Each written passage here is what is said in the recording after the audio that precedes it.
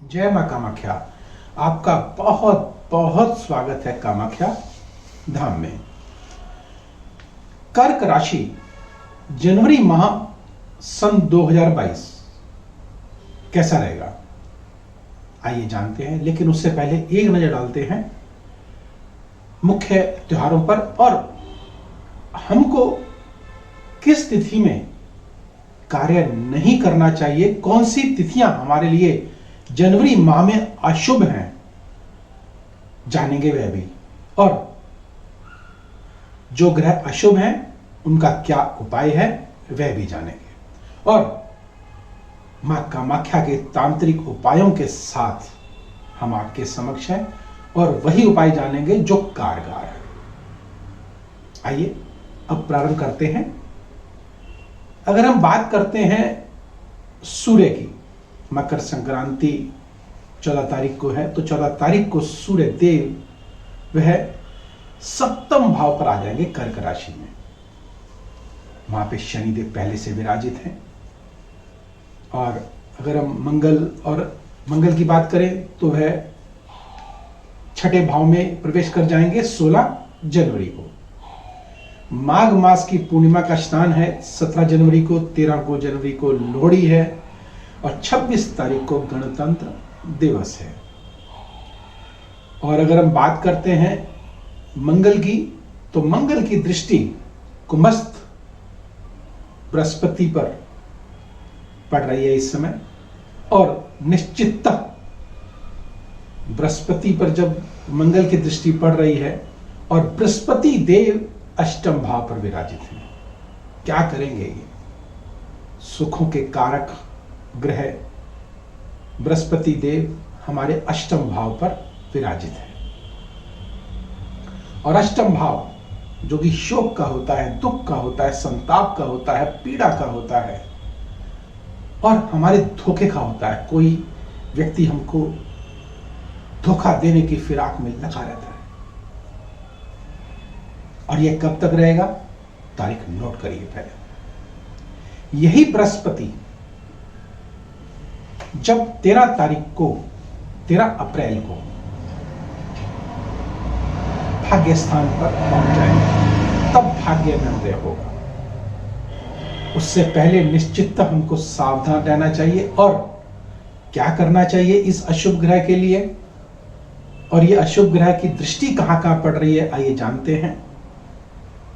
बृहस्पति की पंचम दृष्टि वय स्थान पर पड़ रही है, तो निश्चित वय आपका कम होगा। बड़ी सोच समझ के साथ आप वय करेंगे, ये तो बड़ा अच्छी बात है। और सप्तम दृष्टि की अगर बात करें तो धन, परिवार, कुटुंब पर पड़ रही है, वह भी शुभता है। निश्चित भाग्य में वृद्धि होने जा रही है, अर्थात धन की वृद्धि होगी।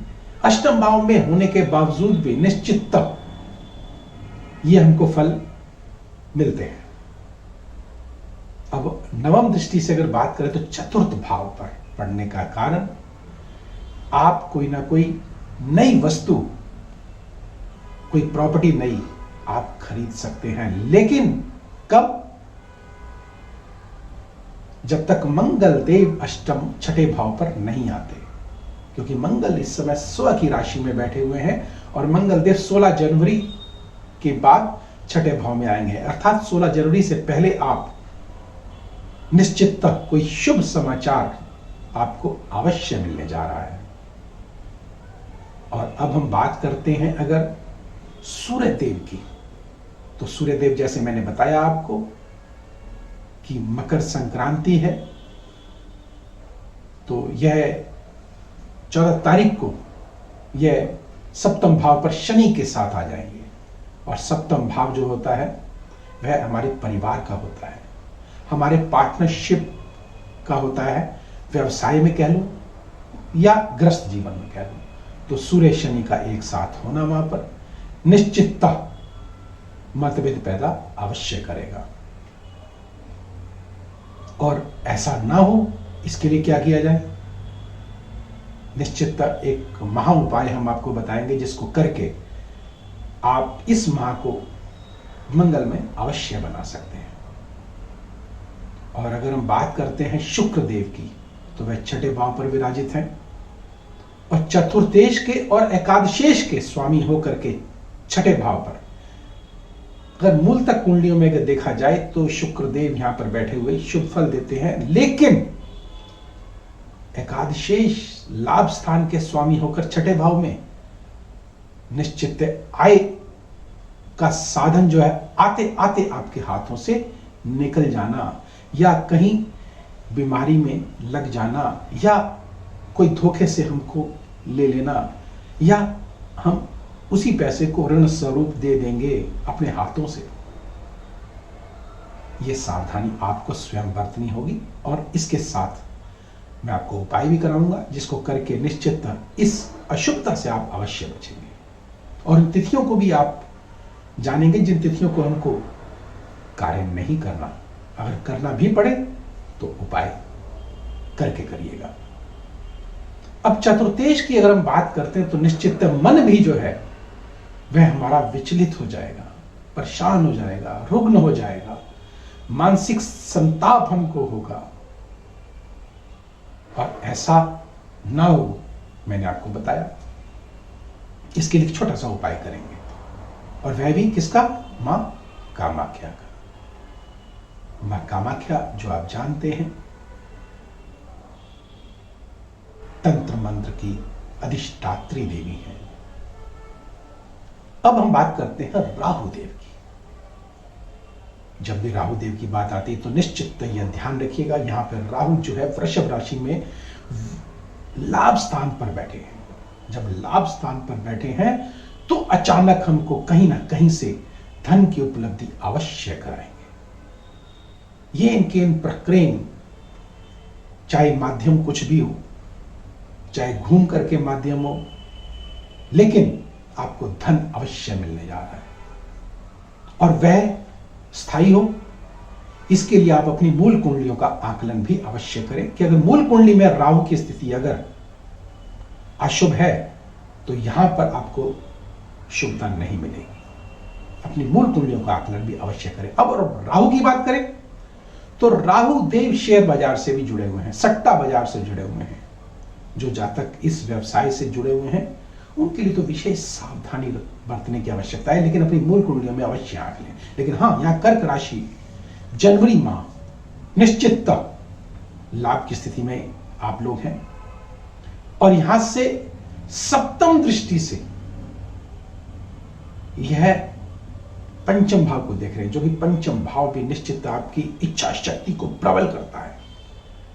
कर ले, कुछ नहीं होगा, ऐसा दृढ़ संकल्प ही आपको बना देता है। लेकिन यहां पर नवम दृष्टि से अगर हम देखेंगे तो यही राहु देव नवम दृष्टि से सप्तम भाव को देख रहे हैं।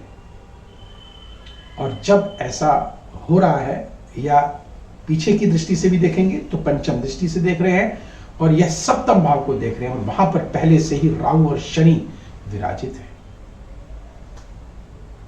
और वहां पर जब शनि और सूर्य विराजित है और राहु की दृष्टि वहां पर होने से ध्यान रखिएगा, मैं आपको सचेत कर देना चाहता हूं इस बात को लेकर के।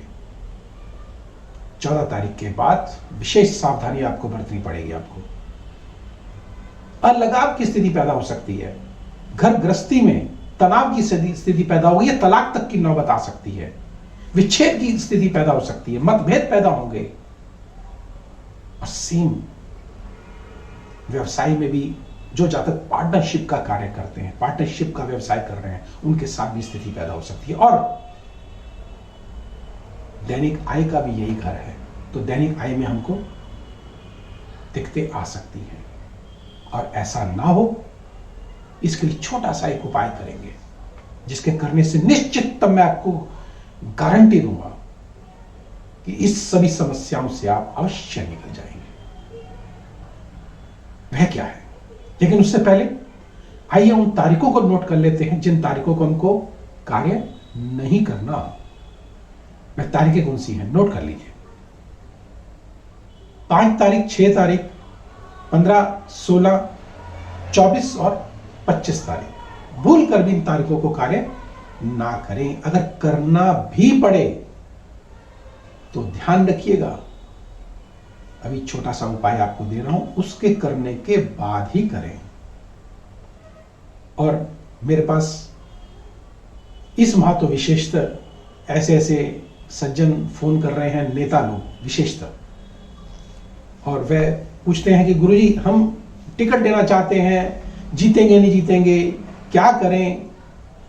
तो ऐसे में उनको मैं बता देना चाहता हूं कि अपनी मूल कुंडलियों का भी आकलन अवश्य कराएं, और एक महावशीकरण तिलक जो कि मां कामाख्या का अचूक शस्त्र है, उसको अवश्य ग्रहण करें और निश्चित आपको लाभ अवश्य होगा। और मां कामाख्या का सिंदूर पंचमुखी रुद्राक्ष के ऊपर लगा करके अपने सिर के ऊपर से 7 बार घुमा करके और जल में परवा कर दीजिएगा, और शौम ओम ओम ऊठा का एक माला जाप करते हुए इस कार्य को करें। अपनी मनोकामना आप मन में रखें, निश्चित आपको लाभ अवश्य होगा। और यह माह आपके लिए मंगलमय चमत्कारिक हो जाएगा।